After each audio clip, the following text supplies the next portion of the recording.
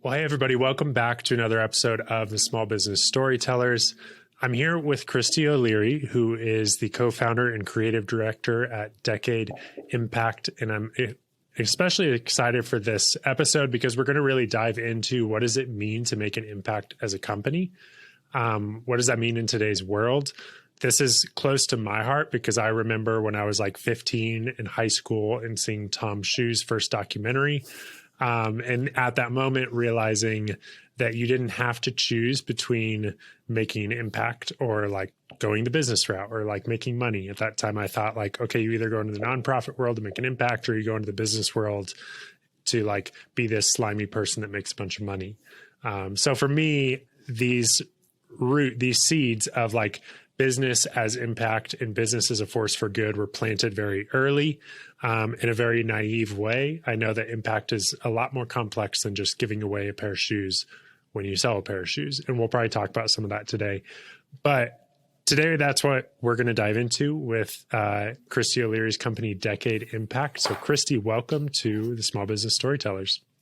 Wow. Seth, thank you for having me. I'm excited for us to solve all of the world's problems in the next 45 minutes. Absolutely. Yes, I am as well. So first off, most people listening probably don't know what Decade Impact is yet. So let's help fix that problem. Okay. Tell us what Decade Impact is. Decade Impact we help companies define, measure, manage, and communicate the impact their business creates. Awesome. Sometimes I call us activist management consultants, and sometimes I just call us activists. Right. Yeah. Which is great. And so would it be accurate to kind of say you kind of help from a consulting and a strategy perspective for businesses that are really wanting to prioritize making an impact in their company? Absolutely. We definitely help from a strategic and consulting lens. I think one of the things we do particularly well at Decade is we become therapists and coaches.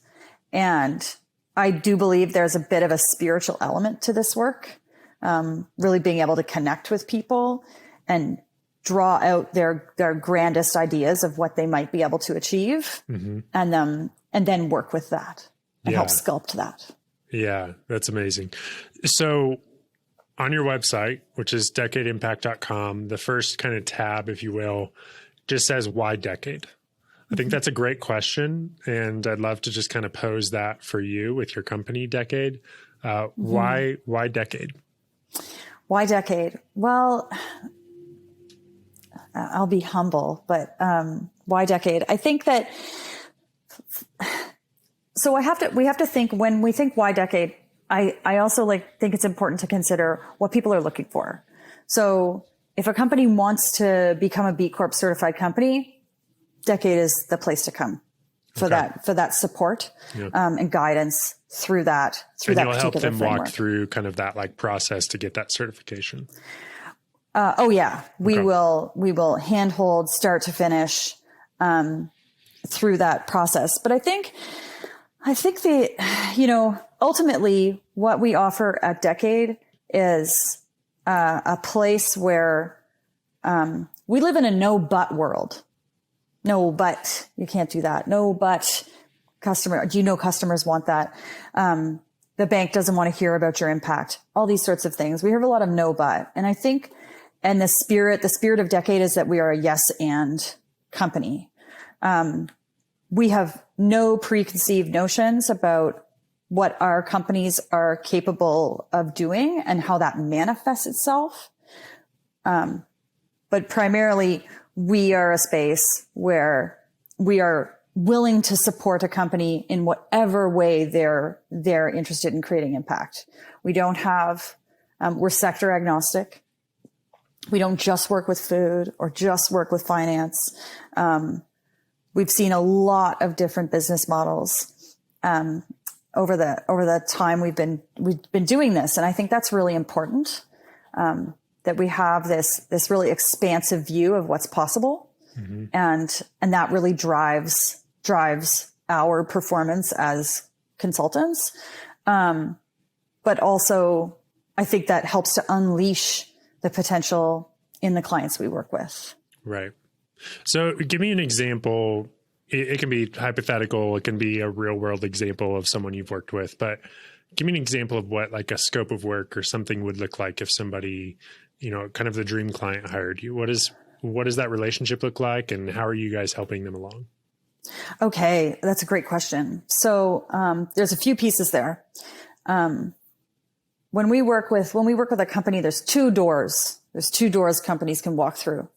There's, a door we call Mobilize, which is an immersive 6-month program, complete with impact audit. We crawl into the inside of the business and understand it, and then build all of the policies and structures that are required to really be an impact company. So that's but that's very much operational. And then as a part of that program, we spend, normally 24 hours, but between 24 hours and kind of 36 hours, with teams. And so we've worked with teams of 40 and we work with teams of 5. But when we bring those teams together and really move through this strategic planning, this strategic impact planning process together, what happens is that company becomes impact literate. And I think that's absolutely critical. That if you want to be an impact company and you're working with a consultant and you don't feel like you can do it without them at a certain point, you haven't gotten that impact literacy that you really need to be able to see things in the everyday operations of your business, those opportunities for impact, while also seeing that big picture into the future. What are you going to accomplish? So that impact literacy piece is really, really important to us. We are teaching people to fish. Mm-hmm. Yeah. So that's a really interesting term, impact literate, which implies that a lot of people are impact illiterate. Yeah. Can you explain and expound on kind of maybe the difference between those two scenarios? Okay. I think,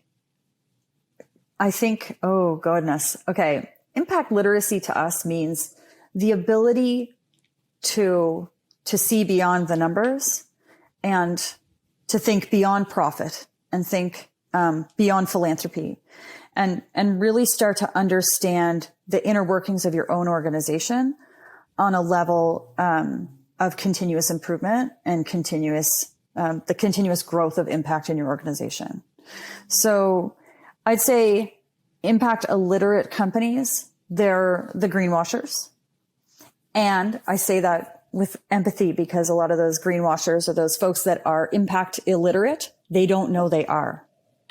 They don't even know that they don't know.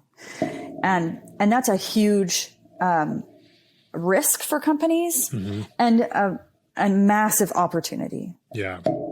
For folks to really, and I guess I always have to be careful when giving examples because we're in the safe space with our clients and we want to, keep it that way.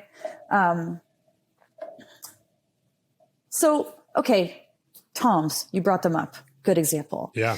So Toms, they were like, we're going to do a 1-for-1 program. We're going to put shoes on feet that have never had those shoes. That is beautiful. It's inspiring. And it didn't really work. What do you mean by that? In the beginning, in the early days of Toms, when they did their 1-for-1 program, some of the outcomes they created were not really the outcomes they were trying to create. So as an example, flooding markets with free shoes. You're potentially putting local shoemakers out of business. Maybe people in that community, maybe they don't need your shoes. Maybe they need vision care. And so what Toms has done is they've actually really innovated their impact business model. And so now, rather than just doing a 1-for-1, if you look more deeply into the company, they are providing maternal health care, vision care. They're providing really, really, really impactful services to those people that they want to affect. So shoes are a great place to start. Yeah. but it wasn't the end. But it and wasn't that's what the I end. respect so much about their story and even about Blake. Is, like you see him evolve. You've seen his philosophy evolve. You've seen what it truly means to impact people evolve. And I know even in my own journey, like that's been so true. Like I remember, seeing like being so struck by like seeing what they were doing when they first started. And I remember for Christmas that year, like I just wanted a pair of Tom's shoes because I knew it was going to make an impact. And I think at the time they were like $52 or something, which at the time was expensive. Yeah. And just like loving them, like they were forest green. I still remember them. They're amazing. But then I remember in college, like years down the road, as I was like starting to work on, I had been a part of like starting a couple nonprofits and different things. And so then I was working on kind of like the first like business model of like, how can we start a business for good? And it was a very similar, like kind of one for one, like give one, like buy one, give one model. Yeah. And I remember sitting down with somebody that I really respected their business advice, and they, it's one of these, I don't want to look through my bookshelf, but they recommended this book called The Poor Will Be Glad. And it initially like showed, it dove into like the more complex world of how like sometimes just giving money or just giving things to people is not necessarily the best. And so that got me to realize for the first time this concept of like microloans and micro investing, and like from an economic standpoint, like what can we be doing to some of these communities that's giving them dignity? And again, it's not saying that giving somebody who doesn't have shoes a pair of shoes is wrong. It's not saying that at all. It's more saying like I was beginning to realize like, oh, giving and impact, it's a little more complex than just saying, hey, what do you need? Okay, cool. I have it. Let me give it to you. So it's been interesting to see the industry and people's understanding of what it means to make an impact kind of evolve. And I guess I think you said it well with like literacy, like becoming more literate in what it looks like. And that's why we do see in the best impact companies, we see a constant evolution. Patagonia is a great example. When they started their take back program, every other clothing retailer on the planet thought they were out of their mind. And now that's a profitable part of their sort of their impact empire. There's one other piece that I think is also really important, to kind of surface here, that impact literacy is important, but at the heart of impact, I believe, is regenerative thinking. And that idea of regeneration. So, Tom's first model, one for one, it was heartfelt. It was wonderful. It was a beautiful thing to do. But was it a regenerative force for consumers buying those shoes and the folks that were getting those shoes on the other side of that equation, the other side of that value chain? So what do you mean by regenerative? So when I think about, when I say regenerative, I mean that by taking an action or implementing some kind of a program, that it sort of starts its own self-sustaining, it starts a different kind of momentum within an organization. So, a regenerative company or system is one that can continually maintain and kind of feed itself, right? This thing that is continuing to improve. You might be familiar with regenerative agriculture. And on that regenerative agriculture piece, it's a way of growing food in harmony with the planet that also regenerates topsoil and improves the soil health. So when we look at Tom's now, they used to give shoes, and now they give other pieces. They give eye care. They give all kinds of different kinds of health care, maternal care. And those have a more regenerative effect. Yeah, someone had a pair of shoes, but what if someone has their eyesight? What is that going to do for their local economy and for their community and their family, right? So that's what I mean. It's like, it's the teach them to fish. Right. We don't want to catch fish for our clients. We want our clients to be able to go out and catch fish. And There's so many questions and so many stories that I'm sure you have that I'd love to dive into, and that I think the world needs to know about. But I'm curious to, like, how would you approach the simple question that is not a simple answer of, like, how can businesses make an impact that lasts? I think the first step of making an impact that lasts, or at least outlasts them, it really is about kind of stepping back and having a lot of humility and asking questions that might feel uncomfortable for entrepreneurs or companies to ask. I think as entrepreneurs, we're expected to have all the answers, at least in our little fiefdoms or our spaces, our sectors. And I just think that, all bets are off between the climate crisis and the pandemic. And, we're seeing a lot of rapid change, and no one is expected to have all the answers. And when we create space, to be educated and inspired, amazing things can happen inside companies. I did a project a few years ago with a large organization. They were, in the industrial space, which is pretty rare for me to work in that space. And they had a very complex company, lots of business units, and they've been in business for, over 50 years. And when we started thinking about what impact means to them, they kept talking about the like local, the communities. And I was like, okay, so let's see how community-based you really are.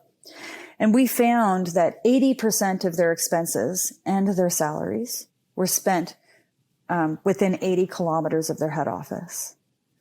And they're a $400 million a year business. So they are a huge force within that local economy. And they had never measured that. They had never they said, we're local. This is their mantra. But they hadn't gotten inside and dug around in the numbers and really started to kind of shift the frame and look at their own data differently. And what kind of stories and inspiration, and data they could pull out of that to help them lead, help them step into the future with more confidence and more clarity on what impact means to them. How much of an impact, like what impact did that make on them once they actually knew that data, that they knew, man, we're putting hundreds of millions of dollars into our local economy? How did that knowledge equip them? Well, I think that knowledge changed it increased the buy-in internally in this large organization to really go down the rabbit hole of what impact could look like for them. Mm-hmm. It created permission. It gave permission to a lot of folks inside the company to really start to push an impact agenda. And we see that a lot. Sometimes these, the little tip of the iceberg that we get down and we drill down and we realize there's a lot going on here, in terms of impact. When we get into that permission space, like they get permission to really go for it, that is when amazing things happen. And I wish for every company, regardless of like size, sector, history, revenue, if they can just have those light bulb inspirational moments where they see themselves in a new way, that is what will lead to a lot of change really, really quickly. And that is what we see with our clients. And that's how we have designed our processes of working with clients to accelerate those moments of insight, and then prepare people to be unleashed on their next problem that they're trying to solve. Right. So asking questions, kind of taking time to pause. I was on a recording. I was recording an episode with a client, actually earlier today, and they said, we're, like, we've heard this mantra or this phrase of like stop doing nothing, like get up and go do something. Mm-hmm. And he kind of flipped it and said, like, well, maybe we should be kind of telling people instead, stop doing stuff and sit there. Like, as opposed to saying, stop sitting there and go do stuff. Like maybe we should be saying like, stop doing stuff and sit there. So I'm hearing the importance of like, when we're wanting to make an impact, yes, we should be doing stuff, but it sounds like you're suggesting the first step to making an impact as a company is really like this reflective kind of sitting there and asking some of these important questions. Absolutely. And building space for creativity. This is also something that is often undervalued in the business world, is creativity. People that are inherently creative, like Elon or Yvon Chouinard, these people are really put on pedestals. But for Joe Schmo, you and me, it's like too big a luxury for us to be creative. And so I think bringing creativity in is incredibly important to us. And that time to pause. And every company is creating impact. It's whether it's good or bad. Those are those big, is it good or is it bad? Is it net positive or net negative? And then once you have that pause and that creativity, then you get into the space of intentional design. And that, to me, is where businesses really start to change the game. Intentional design. Tell me more about that. As kind of this next step. After reflecting, then we're moving into intentional design. And I've hired you and I'm like, okay, what in the world is intentional design? Okay. So, and I would like to bring BCorp in on this piece. So, we know that if you're going to eat a meal, you're going to sit down, you're having this beautiful meal. Someone, maybe you, have prepared this with love. If you're sitting and you're not distracted and you're eating that food, you can really taste that food. If it's in your hand, in the car, on the way to the third thing you have to do today, you're not going to taste that food. And so I think it's creating space to really understand what we're made of. And then with intention say, this is the outcome we want to achieve without limitation. How good can we be? And then how do we track our steps towards that? How do we start to lay the foundation today to be a Patagonia in 2030? Right. So there's a few things there. There's creating that space. There's designing with intention. And then there's also playing the long game. And I think that impact companies are breaking those quarterly cycles. It's not, yes, you have to focus. There has to be a certain element of focus on those quarterly returns. That's just the nature of running a business. But having a more expansive idea of what the future can look like for you makes all of these little decisions we make every day a lot easier if you have that really clear North Star. No, go ahead. I was just going to say, so many companies have a mission and a vision, but they have not intentionally designed their progress towards achieving their mission and their vision. That's so good, because what happens then when somebody has this mission vision? It's amazing how much time is spent on like developing your mission and vision. And most people probably couldn't even describe the difference between the two. They just know you're supposed to have a vision and you're supposed to have a mission, but then there's no path towards it. And I think it's similar to like our goals. In January you set goals and then you kind of like do your best. And then you maybe will look at them again, like in November. And then you'll realize like, well, crap, we're not going to hit our goals. It's like, well, it's because like most people don't, you're not like reverse engineering your goals. You're not actually building a path. So I love that you're saying that the same thing kind of happens with impact, where you have all these companies where they're like, we want to make an impact, but are you actually putting a plan in place? That's so my company is interesting because like we actually started out as somewhat of a like marketing consulting in the impact space.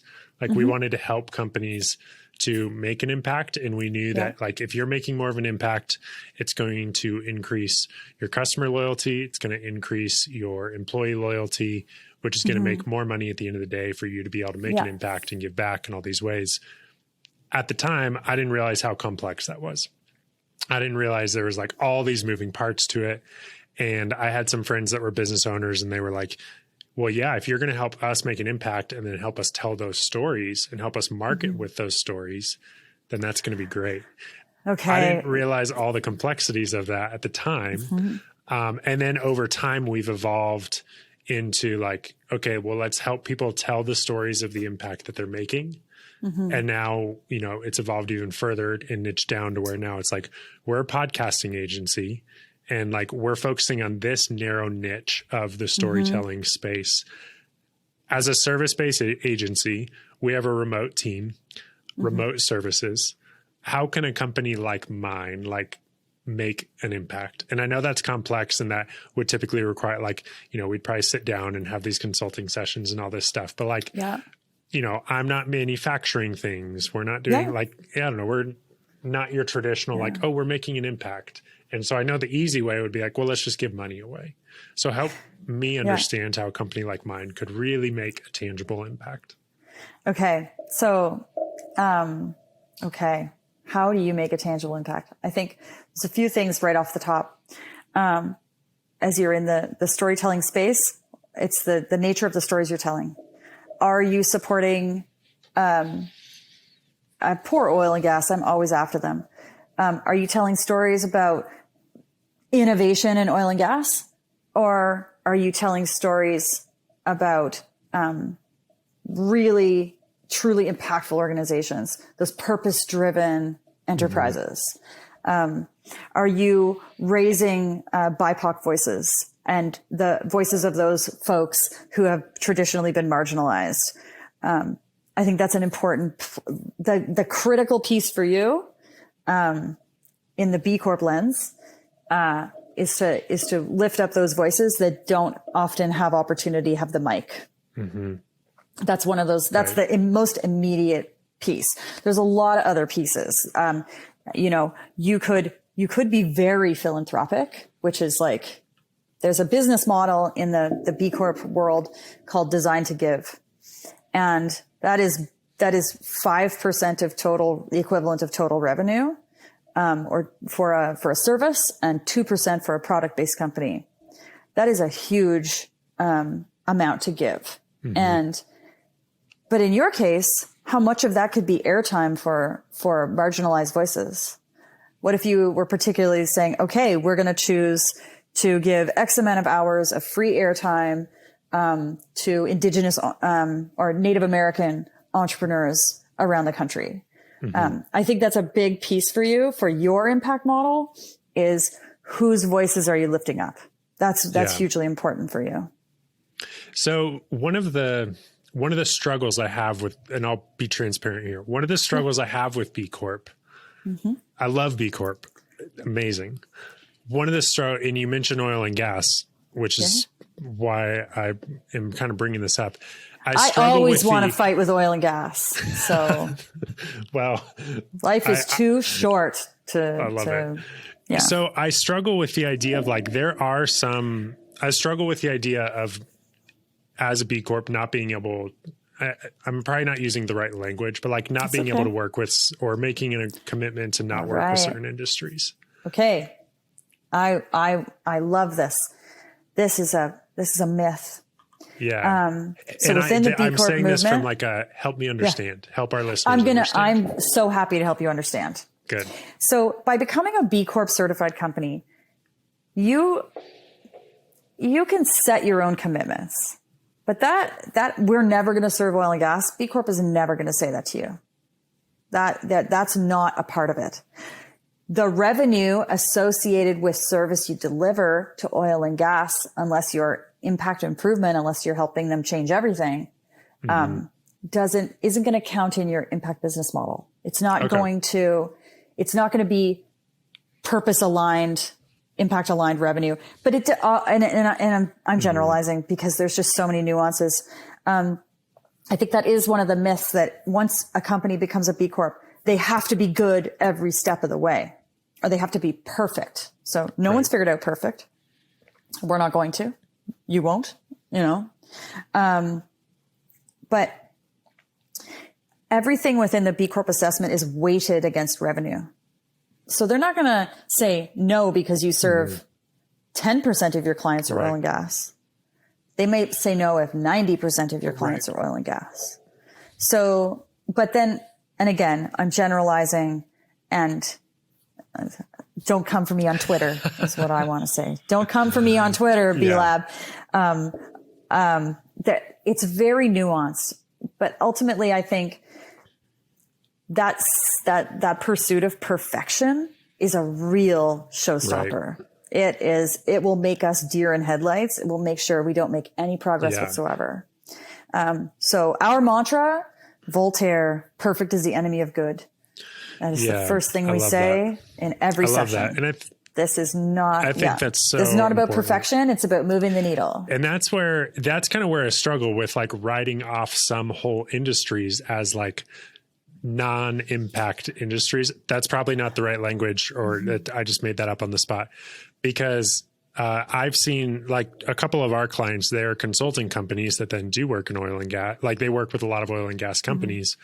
The services they're providing are actually helping companies to be more impact driven, sometimes from an environmental standpoint, but a lot of times from a human standpoint, from a safety standpoint. Absolutely. And so it's interesting because there's like in some of these impact conversations and like what it looks like to be a good, impactful company, where like whole industries are written off, where, you know, it might be very beneficial to completely be able to write off the oil and gas and just stop oil and gas.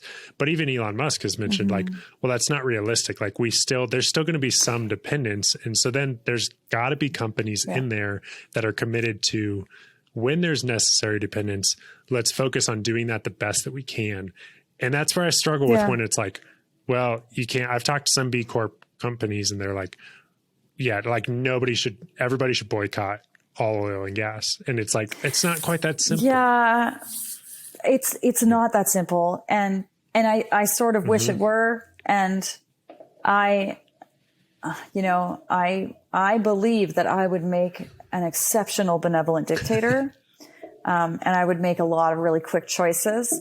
And I shouldn't have mentioned oil and gas because then it goes down that rabbit hole, but perfect is the enemy of good. We really need to look at net benefit. Who's winning? How are we helping folks? The purpose of the B Corp movement in its core is to create a just and inclusive economy that works for everybody. And I think that when we bring that lens to our businesses and we intentionally design our businesses to support inclusion of all people and the support of all of our stakeholders, and your stakeholders, whether you know it or not, are rivers and trees and foxes and bears and all the natural world, which a lot of companies don't put on their stakeholder map, which they have a spot on their stakeholder map. I think we have to be really, really wise about how we move forward and not necessarily canceling any one industry. The world is just a sea of complexity. And I know everybody wants easy answers, and easy answers are one of those ways that we end up with really bad political situations. So I think that's well said. I saw a tweet the other day, and you maybe saw this too, where some organization posted like, you know, if Elon Musk sold 10% with 10% of his shares of Tesla, he could solve world hunger. And he quickly responded back and said, if you show me how to solve world hunger with, I think it would be like $30 billion or something. He was like, I will literally sell that stock today and give you the money. And it was kind of this moment where it's like this altruistic, like, well, this would solve all the world's problems. And then the person who actually holds those strings is like, it's not quite that simple. And it's not that simple. And $30 billion is not going to solve global poverty or hunger. These are extremely complex systems level challenges. And, you know, I think that, you know, relating it back to the work we do at Decade, we're Decade for a reason, because this is the most important decade in human history. the actions we take in the next, by 2030 will define the future for generations and generations and generations to come. And so there's no easy answers. There's no silver bullets, but there is the opportunity to really think intentionally about who has been left out of the economy. What are our core functions as a business? How do we become a more inclusive business? And how do we change our operations or improve them over time to become a regenerative business, to really leave it better than we found it? I love that. Sometimes this problem feels, I mean, it's so much bigger than I can handle, yet there's that tension of my actions as one of 8 billion people really does make an impact, and the leadership of that and different things. As we bring this to a close, like in context of the most important decade, what are some super tangible things or things businesses can be doing or questions they should be asking themselves when looking at, okay, how can I contribute to making sure this decade goes the way it should? Wow. I am a zealot, and every single business, if you have a business, regardless of how big or small you are or what you think you're in business to do, every business should open up a BCorp assessment and start to ask themselves those questions. Our quality of our life is defined by the quality of the questions we ask ourselves. And I stole that from Tony Robbins. So not everybody loves Tony, but I gotta attribute, right? I think when we ask ourselves these really challenging, impactful, moving questions, we immediately start to think how. So we all need to get into this how mindset. How might we do this? How can I, as a podcast company, how can I leave the world better than I found it? And I'm a storyteller from way back. Story is like, I mainline stories all day long. I love them. And so I've definitely spent a lot of time thinking about how story can leave it better.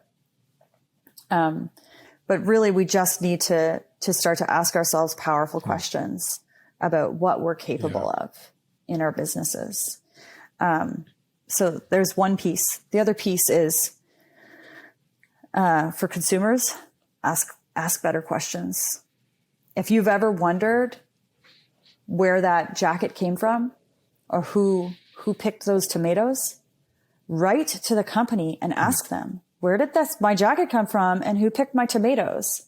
And the more people we have asking, the more consumer pressure we can put on organizations to come up with those answers, and answers that are palatable. Because sometimes these companies, they haven't even asked themselves these questions. It's a matter of the way they've always done it. And so as consumers, we have incredible power. We get to vote once every 4 years at a national level, but we're buying things all day long. And so I really do believe in vote with your dollars. I believe it. I think it's incredibly important. And the more dollars you have, the more intentional you should be about who gets that money. And I often see that things are not that way. The more money folks have, sometimes it's easy to spend. So anyway, I don't want to go down that rabbit hole. No, that's well said. Yeah. As we bring this to a close, one quick story of give me a story of a business that's making an impact that you think all of our listeners need to know about. Oh, wow. There's so many. That's a tough question. Okay. So I'm going to go back to 2017 and a project I was very privileged to work on with a company out of Berkeley, California, and Guatemala City, and Guatemala. Uncommon Cacao. This is a B2B company. Consumers don't know them, but consumers should know them, because they're changing the chocolate supply chain. They're ensuring there is no slavery, that they're doing capacity building at origin with those farmers, female-led venture. It's just, they're doing incredible work. Emily Stone and the team at Uncommon Cacao are really helping to change, to move beyond slavery in chocolate. Another company that everyone might know about and should know about is Tony's Chocolonely. Their mission is to end slavery in chocolate, and they are a consumer brand. You can find them all over the US. They are not in Canada yet, but we are patiently waiting. And I think those kinds of products are really, everybody expects Tesla to say they can save the world, but it's a lot different when it's a tangible, affordable, something sweet you can put in your mouth and realize that someone else's life is infinitely better as a result of you buying that product. Yeah. So I think that when we get down to those small examples, those everyday examples are really powerful. Absolutely. Elon's always going to wear the crown. And it's important to big up people like Emily and the people, Emily Stone at Uncommon and the people at Tony's Chocolonely. I have so many more. Isle, reusable menstrual products company, changing the game. Agency Brand Management, another company in Canada, just absolutely changing the nature of what gets onto a grocery store shelf. Imagine a world where everything you bought off the shelf in a grocery store left something better than they found it. Amazing. Right? So there's just so many of these examples. They're all over the place. And part of the reason we started Story On, 6 years ago, even though there's been many evolutions in that, was because for me, I realized I want to be able to choose the brands that I support with my money based on their stories of impact. I don't want to be choosing, subconsciously choosing brands just because they had more money to be able to reach me more times or show more ads. It's like, I realized I was looking into the stories of these brands, and a lot of people want to know the stories, but those stories just aren't out there. So I think it's so important that we tell those stories. I think it's so important that we have partners like you that come alongside brands that are wanting to make an impact to help them get to that place, not just have those aspirational goals, but actually have a plan to get there. So last words, how can people get in touch with you and your company? Reach out to us at decadeimpact.com. You can find myself, Kristy O'Leary, on LinkedIn, or my incredible, brilliant, amazing, super effective business partner, Brianna Brown. And one note I just want to leave on, in that story, the skills that it takes to be an amazing storyteller are different skills than it takes to really measure and suss out impact in a company. So if you're out there and you're trying to do the work and the stories aren't working, or you have a great story and you can't figure out how to create the systems in your company to realize that story, they're different skill sets, and it's okay. You just got to find the right people to work with. Yeah. The right people in your team, or the right consultants, or they're different skill sets. And I think that's important, because I don't want people to feel like they should just be able to get all this. Absolutely. I think that's well said. Kristy, this has been wonderful. One of my favorite conversations on the podcast. We'll have to have more conversations like this. And everybody who's listening, go check out the work that they're doing at decadeimpact.com. Kristy O'Leary, thank you so much for joining us. Thank you so much, Seth. So wonderful to be here.